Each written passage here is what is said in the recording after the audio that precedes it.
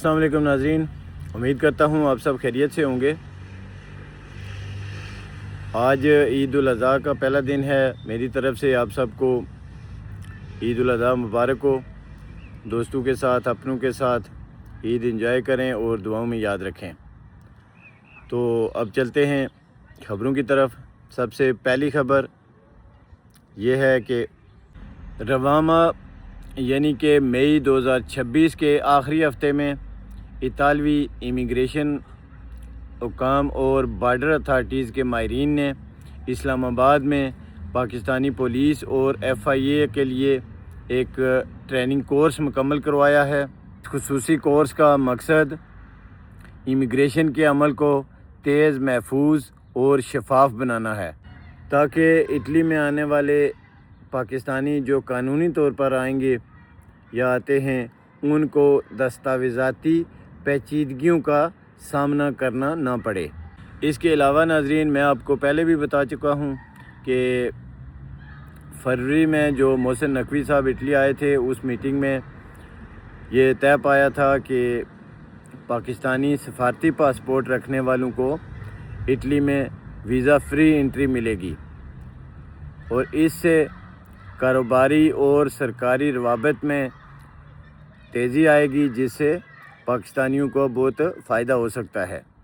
मजमूई तौर पर देखा जाए तो इतालवी हुकूमत जापान और दीगर यूरोपीय ममालिक की तरह हुनरमंद और कानूनी अफरादी क़ुव्वत को तरजीह दे रही है, जो कि यहाँ इटली में पहले से सेटल्ड पाकिस्तानियों को अपनों या अपने प्यारों को इटली बुलाने का बेहतरीन मौका हो सकता है। इसके अलावा पाकिस्तानियों के लिए जो इटली में मुकीम हैं, उनके लिए सबसे बड़ी सरदर्दी डॉक्यूमेंट्स मिसाल के तौर पर ड्राइविंग लाइसेंस, करैक्टर सर्टिफिकेट और मैरिज सर्टिफिकेट वगैरह तस्दीक करवाना थी। हालिया जो पेशरफ्त हुई है उसमें इतालवी हुकाम और पाकिस्तानी वफ़द की मीटिंग में पाकिस्तान की जो पंजाब पुलिस का पोर्टल है, पुलिस खिदमत मरकज़ ग्लोबल, उसको मुकम्मल तौर पर फ़ाल करने की ब्रीफिंग दी है। इसका बड़ा फ़ायदा ये होगा कि इटली में मुकीम ओवरसीज़ पाकिस्तानी अब ऑनलाइन फिंगरप्रिंट्स और दीगर दस्तावेज़ात वगैरह तस्दीक करवा सकेंगे। इसके लिए अब पाकिस्तान जाने की ज़रूरत नहीं पड़ेगी।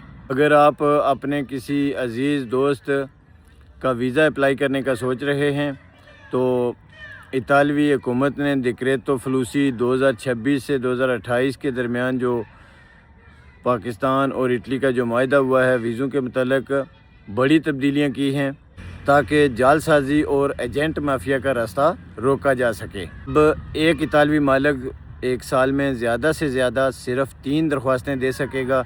इसका मकसद एजेंटों और मालकान का रास्ता रोकना है, जो पैसे लेकर अंधाधुंध ब्लैक में पेपर जमा कर देते थे। अब नूला उस्ता की सख्त मॉनिटरिंग की जाएगी। जो मालकान फैमिली या हेल्थ केयर के शोबे में अगर किसी को बुलाते हैं तो पहले 12 महीने उसी मालिक के साथ काम करना लाजमी करार दिया गया है, ताकि जो इटली पहुंचने पर गायब होने वाला रुझान था उसको ख़त्म या कम किया जा सके। इससे मुखलिस जो मालकान हैं उनके ज़रिए आने वाले हकीकी वर्कर्स को बहुत फ़ायदा होगा।